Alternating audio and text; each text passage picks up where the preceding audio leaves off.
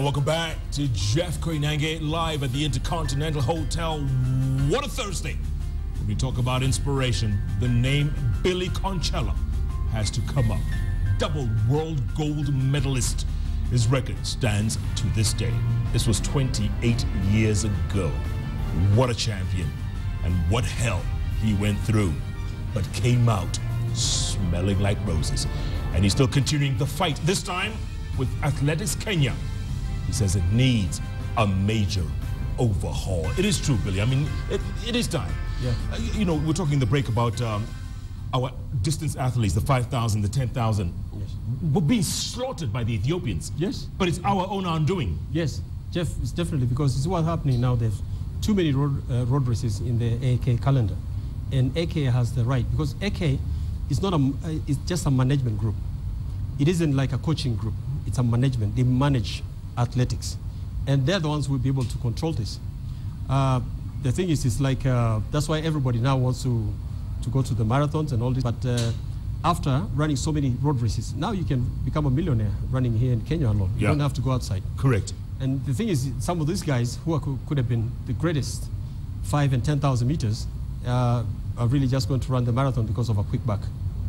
And they're not being convinced. There's no one to convince them, look, we need slots here. We need people. We need, you know, athletes here. Yeah, I like to talk in terms of strategic. If I became the manager, the chairman of Athletic Kenya, the first thing I have to do is control the races that are in there. Because, you see, as Central Rift and Wasingishu, that's where we get a lot of athletes. Now, except now, South Rift is coming up, Kericho and all this moment. But you see, the thing is, there's so many races there. And that's why some people run around there, they don't even come out to run anywhere else, and they still become millionaires. You know, you look at in Eldoret, this weekend there's one race, there's Family Bank, there's another one this weekend, on and on and on. And then you go to the other little ones on the side. There's too many of them. And that's what is banning our athletes. In the South Rift, we don't have that many, but you see, that's what's happening up there. And then also this thing about everybody wanting to run to marathon because they want to make a quick buck. Correct. It's become too commercial. Too commercial, and everybody wants to make that big money. They want to win the London, the Boston, they want to make New York. You know, that's all in their minds. But you see, that's grooming. You know, you have to show this athlete that you can even make that money running 5,000 and 10,000 meters. And Kipchoge was actually 5,000 and 10,000 meters. It was a bit of 1,500. Yeah. But you see, he should come in there, but it's difficult with the Olympic Committee because AK is to manage. So if they could manage something like that and change that attitude, I'm telling you, Jeff, we can go in a ditch of 5,000 and 10,000 meters that it'll take us many years to come back. And in the meantime, the Ethiopians are running ragged around us. Oh, yeah. I mean, they walk all over us now. Yeah. In those two races. Yeah. Speaking of marathons, Billy, look, Rita Jepto, accused of taking banned substances, both samples, A and B. And this is a woman who had won both Boston and Chicago. Yes. I mean, what is going on, Billy? Is doping happening? Well, it's been some times as we knew that was happening, but we didn't know it was that deep. We hear accusations and all these things. There's a chemist here in Nairobi, and there's a chemist in Eldoret that is pumping out these things.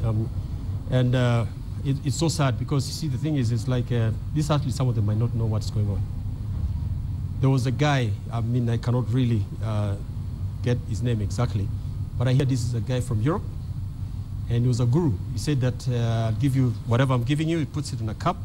You know, all decided to take this athlete, this medication. Yep. He said, you'll never be caught. And if this investigation is done, I'm sure they can find out who this guy is. Because I know people who told me this. Yeah. So you see, the thing is, it's been going on. And even Isaiah Kiplangat himself knew that. But you see, the saddest thing, these agents, they have to come and sign with Athletic Kenya. And there was an agent that we knew and they knew. Even I was told in the office of this guy, that this agent has been pumping up these things in E10. And I told him, why don't you ban him? He said, no, we have to get him out, blah, blah. A week later, then we hear this guy has been signed. He's got his papers, and he can do whatever he wants. Oh, no. There was, this thing has been going on for some time. And then, because of lack of education, obviously, lack of awareness, these athletes are taking these drugs. You have to realize some of these guys are not learned like us. I mean, some of them, they have done that high education. Yeah. So in the process, they can be told to take this thing, and this will help them to run that marathon and win it. And everybody wants a quick buck. Nobody doesn't like money. And that's what happened. That's what pulls these guys to these things. But most of them don't even know. Just like the girl today at AK there. Yeah. She doesn't know. She's so naive. She's sitting there stranded. She doesn't know what happened. All day long. Yeah, and somebody else cheated her to sign a double sign. And AK now, all of a sudden, pulls her there, doesn't even help her. So you see some of these athletes, they don't understand really what's going on. And I don't think Kenyans need that, because if you look at Jeff, basically, the difference between an athlete who is using dope, it's such a small difference if you're talented. Yeah. I mean, myself, I used to run against the East Germans, and I know they were doping. They were doped up. And I said, God damn, they'll never beat me. I would stand there. I know that was the fastest in 400 meters, and I have some distance under my belt. I know they can't beat me. You can take all the crap you can take. Yes. Yeah, and I knew that. So you see, even these athletes, Kenyans are very talented athletes, but we need guidance. We need proper guidance. Yeah, and Billy, the other thing is they're giving us a bad name out there, huh? The whole world is now saying, oh, you know, these people, yes, they win marathons, but look at them, they're doped up. Yeah, that's what they're saying. Very sad, Jeff, because even the other day in Amsterdam, one Kenyan won a race, and then he was told, anyway, you can win, but I know you're not clean. Seriously, this is what is going on now, and now they're starting to think like, oh, people like Konchellah and Paul Tergat and the rest are really using these things, and it's really giving us a very, very bad name, and it's because of one person there, sitting in his office for too long, 22 years. Come on. 40 years in AK. What is he still doing there? Are you kidding me? It is sad. And he sits there, even that doping issue, he knew that was going on, but he still just camouflaged it. You know? And the other thing is, and that's why athletes, you know, they get up and they give up their citizenship and run in the Middle East. Yeah. They don't want to run here. That's why my son even left. Your son? He was not recognized. And instead of saying, this guy looks talented, let's support this guy for the next time, no. He just leave those guys. Kipketer was a good example. Yeah. Kipketer was running 146. Nobody gave a damn about him. As soon as he ran for Denmark and run 144, said, yeah, that's our boy. Even they came to the hotel where we're sitting, and they told Kipketer, tomorrow, we are talking with you tomorrow. Kipketer disappeared in the morning, very early in the morning at 6 o'clock after the race. He said, I don't want anything to do with it. He didn't want anything to do with AK. That's several years back. So this thing has been happening for such a long time. It's about time it ends, Jeff. What a shame, Billy. What a shame. And let me tell you, Jeff, this is now a tip of the iceberg. There's more things to come. If they don't get these guys out of this office, there's more bad things that's going to happen to us, and we can even be banned. Yeah. Banning an athlete is the same like in Moscow, where we boycotted. It took us several years to come back. Yeah. Same thing with banning. If they ban those athletes, it can take even 10 years or 15 years before we could get our medal anyway. Yeah. And can you imagine not having a Kenyan in the 3,000 meter steeplechase? It's a problem. Can you imagine? I cannot imagine, Jeff. I cannot. I mean, it's been our race for what, last half century almost? Yeah. And also, Jeff, just to tell you an example, this whole doping thing has actually been a cartel thing that has been happening around. And IAF has been involved. Of course, all those guys are affiliates. The Russian Federation chairman was involved. He resigned from the IAF. Today in the paper I saw that he was planning to resign from the Federation of Russia. The Jamaicans were involved, and they have resigned. And I think there was somebody else somewhere around in Europe, and they've all resigned. The only person that is not resigning is Isaiah Keplangat. And I don't know why he's not resigning. Well, Billy, you know Kenyans never resign, huh? Nobody resigns in this country. I know. Need to be got out of there by force. You know what I'm saying? Yeah. My goodness. I mean, but it's a shame, Billy. It's a big shame. And it's good, you know, we respect him in so many ways. This guy was there since I was in Upper Hill, Form 3. And the thing is, he was not the chairman that time, but he was like one of the executives there. And the thing is, it's like, if he retires now, peacefully, very nicely, we'll do a great party for him. Yeah. Even at the Intercon right here. Yeah, right here. Sorry, did I say that? Throw a party. Send him home. Oh, definitely, we'd love to. Because also you have to give him some credentials. He's been there for some time. Sure. We have to respect. He's an old man. Yeah. We have to give him respect. You know, in Africa, we respect people with white hair. Correct. We'll respect him. But you see, the thing is, if he stays longer, he's going to come out there very badly. Yeah. Because I think the time is up for him to go. And he's really waiting so that he can become the IAF vice president. Oh, come on. And that is wrong. Come on. It's wrong. Give it up. Yeah. Look, this doping thing, and you know, it's not going to go away anytime soon. Can you imagine Kenyan marathon runners not in the New York City Marathon, not in the London Marathon, not in the Chicago, Boston? Yeah. You know, the big ones, which we always take. Yes. Can you imagine being banned from that? It would be very sad. It is very possible, sad. right? Yeah. I mean, if it is possible. You know, the way the wrangles are going on, it's possible. Jeff, this thing is possible. But you see, the thing is, until this guy, because he doesn't even have a good name now with the IAF because of this doping thing, he's making IAF look bad. So you see, the thing is, if he doesn't leave office very soon, there'll be more wrangles, because you see, all the group chairmen of the regions, they're all against him, and they're the ones who voted him in, are now ready to vote him out. And that's the wrong way to go. Jesus Christ. Let's come back to your career, Billy. Any regrets about what you did? Any regrets? No, not really. It's a part of learning, except that the prison thing and all these things, of course, it puts a dent on you, and of course, it's history that is going to follow you for a long time. But I want to look forward and not look back. I really want to make a change, and even, in fact, I want even to tell some of my sports people, like some of the guys in the sports who have gone down and felt sorry for themselves and not picking themselves up. Basically, like in football, I've seen some. I've even Congestina, some of them going through that. I want to tell them that you can do it. If I could come back from prison, stay positive, and be able to create a big marathon like Masai Mara Marathon. Yeah. And also I'm making change in Narrow County. I mean, that's something that people should look forward to and see that I can do it. If Billy Konchellah can do it, I can do it also. Yeah. And that's the only thing I can see, that I want to tell them that we can do it. And of course, another thing also, I like to see that people like me and the retired athletes who have been left behind should also be recognized, especially by state. AK, we don't care if they recognize us or not, because time up for them, they'll live. But we want the state to say, okay, look, you put our flag up, we like to put you up also. But if you see that some people getting state honors and you're just sitting there, it's very painful. It's shameful. Shameful and painful. Shameful. Yeah. I mean, if it was in the US, you'd be in the Hall of Fame. Oh, really? Anywhere, even in Britain. In Britain, yeah, I mean, I'm so famous in Britain. I mean, most places I go, they love me there because of Subco. Yes. Lodco. Yeah. You know, and it's like every time associated with that name, it's something that they really recognize me. I'll be having all the honors, probably. The great Sir Sebco. The great Subco. And you. Yes. You know each other. Of course, I'm the one who helped him break the world record that said 22 years. I was his rabbit. So, I mean, that has bonded us together for many years, and he always talks positive of meters. Yeah. And you see that time, actually, when I made a rabbit for him in Florence, in Italy, I was running 400 meters. And that's why I ended up there. And then after that, I shifted to the 800 meters because of Subco. Wow. Subco, of course, is my hero, and then also Juan Terreno of Cuba. I wanted to be like those two guys. And that's what happened, 800 meters. My God, your greatest moment, Billy. Your greatest ever moment. Was it breaking that record? 1987? Not really. You know, my greatest moment that I really enjoyed was in Kasarani, All Africa Games, where Moi never stood out for anybody, but he stood for me and put his rungu up. I mean, that really moved me. I mean, that's even more than the World Championship. Really? I mean, seriously, I really enjoyed that. And the crowd was packed.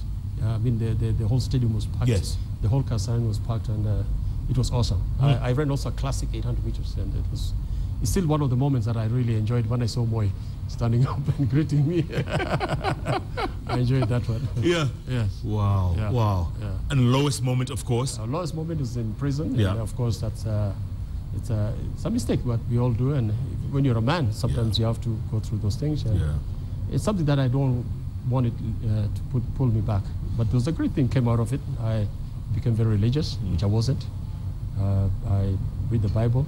I'm an elder now at home in our church. You got 3 little boys? I've got 3 little boys that God has gave me, and I call them champions. So I hope they will do that. Do you want them to be athletes? Do you want them to run? Oh, definitely.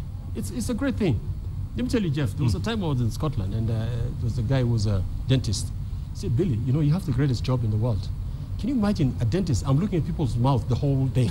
Can you imagine? You just go and run and you make money. Yeah. For me, I have to look at their mouth the whole day. Yeah. Believe me, that's a good job. And that guy has entered my mind up to now, that athletics is a good thing and it can be done. If this doping thing is removed, because Kenyan athletes are talented. Yes. For years, it shows. It's not rocket science. Correct. It's a fact. And if they could just get a good management body, like a new Athletic Kenya, I'm sure we can be just as good as always. We can. Those dopes are not something that can take somebody from high. You see, those guys who dope, mostly that are not the talented athletes, because you see, number 5, 6, 7, they take the drugs to compete with the ones in the front. Correct. Basically, that's what it is. It's not, if you're talented enough, sure, you can even win Boston, you can win all these things without taking any of these pills. Yeah. And this lost glory, because, you know, we've been tainted a bit. Yeah. Can we restore that lost glory? I think, Jeff, that can be done very easily if a new group takes over AK, and especially retired athletes. Yeah. If now athletes like Paul Tergat takes over IOC, Billy Konchellah is sitting at AK, they will look at us differently, and Subco is going to be the president of IAF by August next year. Yeah. I mean, definitely, we can change that. It can be done. But if you see you have some people who have never ran, are still running this athletics, they'll always be questionable. Yeah, and that can go on for a long time. Absolutely. Yes. There's a couple of 8-year-olds and 10-year-olds watching you right now, Billy, and 12-year-olds. Yes. Kids who want to be you when they grow up, who want to be the next David Rudisha, the next Ezekiel Kemboy. Yes. What do you tell them? Well, the thing is, stay in school. Because you see, David Rudisha finished his Form 4. I mean, I was surprised that he didn't take any college courses. I did finish also school. There's just a few classes left before I could finish my degree.